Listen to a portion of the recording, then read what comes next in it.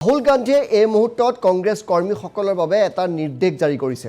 ৰাহুল গান্ধীয়ে কৈছে এতিয়াৰ পৰা আপোনালোকে মুছলমান আৰু মুছলমানৰ সমস্যা সম্পৰ্কে মাতিবলৈ সংকোচ নকৰিব।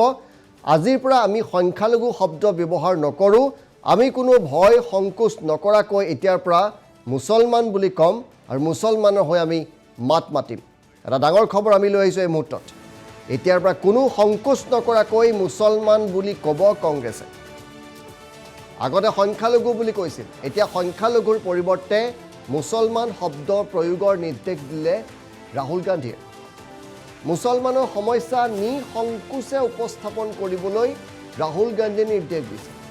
কংগ্ৰেছৰ সংখ্যালঘু কোষৰ বৈঠকত ৰাহুল গান্ধীয়ে ঘোষণা কৰিছে, মুছলমানৰ অন্যায়ৰ বিৰুদ্ধে মাত মাতক কংগ্ৰেছে। এয়া ৰাহুল গান্ধীৰ পৰামৰ্শ। প্ৰতিজন মুছলমান কংগ্ৰেছী সদস্যলৈও আহ্বান জনাইছে। মুছলমানৰ কাৰণে প্লেটফৰ্মৰ সৃষ্টি কৰিব দেশত কংগ্ৰেছে। এতিয়াৰ পৰা মুছলমান শব্দ প্ৰয়োগ কৰাৰ পৰা বিৰত নাথাকে কংগ্ৰেছ। কোনো সংখ্যালঘু বুলি নকয় এতিয়াৰ পৰা মুছলমান বুলি ক'ব কংগ্ৰেছে।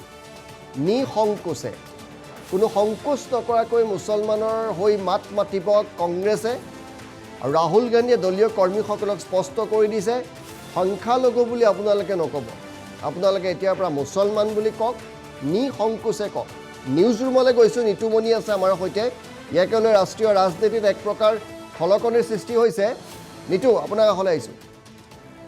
নিশ্চয়কৈ ঋতুস্মিন শৰ্মা, আচলতে চাওক, ৰাহুল গান্ধীৰ এটা মন্তব্য আৰু তাৰ পাছতে বিষয়টোক লৈ ব্যাপক চৰ্চা হৈছে আৰু দুটা শব্দ, বিশেষকৈ দুটা বাক্য এতিয়া সামাজিক মাধ্যমত ব্যাপক ৰূপত ভাইৰেল হৈ পৰিছে। সেই বাক্য দুটা হৈছে ৰাহুল কা মুছলমান, মোদী কা কাম আসান। অৰ্থাৎ ৰাহুল গান্ধীয়ে মুছলমান তুষ্টিকৰণৰ বাবে যি ধৰণৰ পদক্ষেপৰ পোষকতা কৰিছে বা কংগ্ৰেছক যি ধৰণৰ নিৰ্দেশ প্ৰদান কৰিছে, সেই যি নিৰ্দেশনাই কিন্তু কোনোবাখিনিত বিজেপিক লাভজনক কৰিব বুলি ইতিমধ্যে সামাজিক মাধ্যমত এক প্ৰকাৰ ট্ৰেণ্ডিঙত দেখা গৈছে। এই দুটা বিশেষ বাক্য, ৰাহুল কে মুছলমান, মোদী কা কাম আসান। অৰ্থাৎ ৰাহুল গান্ধীয়ে যি ধৰণে সংখ্যালঘু কোষৰ যিখন বৈঠক আছিলে, সেই বৈঠকৰ পাছত যি ধৰণৰ মন্তব্য প্ৰকাশ কৰিলে, তেওঁ যি ধৰণে নিৰ্দেশনা প্ৰদান কৰিলে, তাক লৈ এতিয়া ব্যাপক চৰ্চা হৈছে। বিজেপিয়ে আচলতে এয়া মুছলমান তুষ্টিকৰণ বুলি অভিযোগ আনিছে। আৰু আপুনি যদি লক্ষ্য কৰে, দেশৰ বিভিন্ন প্ৰান্তত যিসমূহ ৰাজ্য আছে, সেই ৰাজ্যৰ নিৰ্বাচনী ফলাফলত আচলতে কংগ্ৰেছক মুছলমানৰ তুষ্টিকৰণ কৰা বুলি এক প্ৰকাৰ হয়। নিতুমণি, ৰাষ্ট্ৰীয় সংবাদ মাধ্যমত ইতিমধ্যে বৰ হৰফৰে বাতৰি প্ৰকাশ কৰা হৈছে এই সম্পৰ্কত, যদি আপুনি দেখুৱাব পাৰে।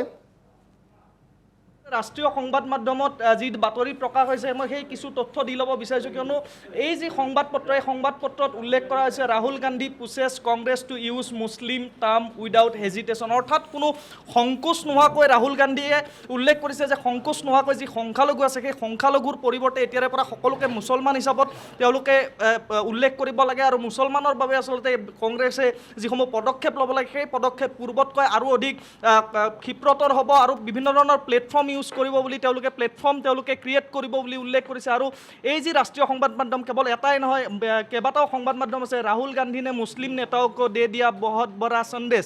অৰ্থাৎ কেইবাটাও সংবাদ মাধ্যমে, যিসমূহ সংবাদ মাধ্যম আছে ৰাষ্ট্ৰীয় সংবাদ মাধ্যম, ৰাহুল গান্ধীৰ এই মন্তব্যক লৈ ব্যাপক প্ৰতিক্ৰিয়াৰ সৃষ্টি যিহেতু হৈছে, তাৰ পৰিপ্ৰেক্ষিতত আচলতে বিভিন্ন ধৰণৰ মন্তব্য প্ৰকাশ কৰিছে। আৰু ৰাহুল গান্ধীৰ এই মন্তব্যই কিন্তু দেশজুৰি ব্যাপক প্ৰতিক্ৰিয়া সৃষ্টি কৰাটো স্বাভাৱিক, কিয়নো বিজেপিৰ আমি হিন্দুত্ববাদৰ প্ৰসংগ উল্লেখ কৰোঁ। বিজেপিৰ নেতাসকলে হিন্দুত্ববাদৰ প্ৰসংগ উল্লেখ কৰি আচলতে নিৰ্বাচনী যি ৰণ, সেই নিৰ্বাচনী ৰণত জঁপিয়াই পৰে আৰু সংখ্যালঘু আচলতে তুষ্টিকৰণৰ ৰাজনীতি কৰা বুলি সময়ে সময়ে যি অভিযোগ উত্থাপন হয়। আৰু অসমৰ প্ৰেক্ষাপটত যদি আপুনি লক্ষ্য কৰে, তেনেহ'লে যদি কংগ্ৰেছৰ বিধায়কৰ সংখ্যা যদি আপুনি চাবলৈ যায়, অধিকাংশ মাত্ৰ এজন হিন্দু বিধায়কৰ বিপৰীতে কিন্তু বাকী যিসকল বিধায়ক এইবাৰ নিৰ্বাচিত হৈছে, আটাইকেইজনে সংখ্যালঘু বিধায়ক। ঠিক একেদৰে অন্য যিসমূহ ৰাজ্য আছে, অন্য ৰাজ্যসমূহতো আচলতে মুছলমান বা সংখ্যালঘু যিসকল লোক আছে, সেই সংখ্যালঘু লোকসকলক লৈ এক প্ৰকাৰ দৰত দেখিবলৈ পোৱা যায় কংগ্ৰেছ। আৰু তেনে পৰিপ্ৰেক্ষিততে আচলতে ৰাহুল গান্ধীয়ে এই যি সংখ্যালঘু কোষৰ যি বিশেষ বৈঠক আছিলে, সেই বৈঠকৰ পাছত যি ধৰণৰ মন্তব্য কৰিলে, সেই মন্তব্যক লৈ কিন্তু দেশজুৰি জোকাৰণিৰ সৃষ্টি হোৱাটো স্বাভাৱিক। আৰু নিতু, আমাৰ হাতত বিজেপিৰ এটা মন্তব্য আহিছে, যদি সম্ভৱ হয় আমি শুনাম।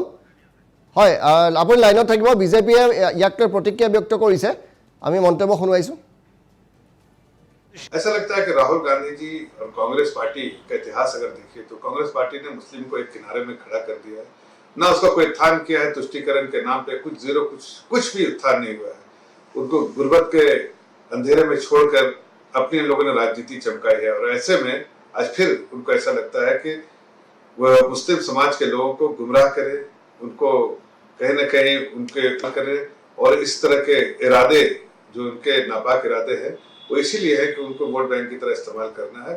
और मुझे लगता है कि मुस्लिम समाज को इस बात को समझना पड़ेगा किसी एक पॉलिटिकल पार्टी के साथ रह के उनका ना उत्थान होने वाला है, न उनका कोई सेफ्टी सिक्योरिटी के भी जो कंसर्न है वो पार्टियां जो है उनको परेशान भी करती हैं और सरकार पे ठेकरा फोड़ती है।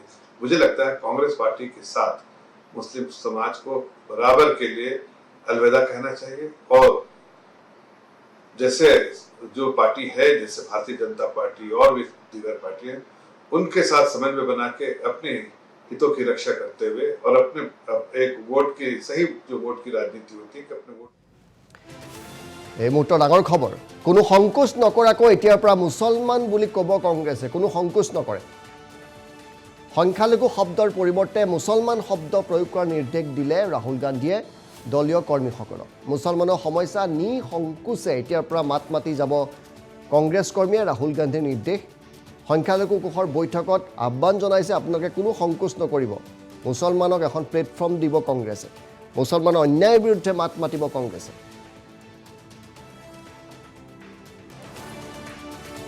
প্ৰতিজন মুছলমান কংগ্ৰেছী সদস্যলৈ আহ্বান জনাইছে মুছলমানৰ কথা ক'বলৈ এতিয়াৰ পৰা কংগ্ৰেছীয়ে লাজ কৰিব নালাগে বুলি কৈছে মুছলমান পলিটিক্স কৰিব ইয়াৰ পূৰ্বে আমি ৰেৱন্ত ৰেড্ডিয়ে কি কৈছিলে শুনিছিলোঁ কংগ্ৰেছ মিন্স মুছলমান মুছলমান মিন্স কংগ্ৰেছ বুলি কৈছিলে ৰেৱন্ত ৰেড্ডিয়ে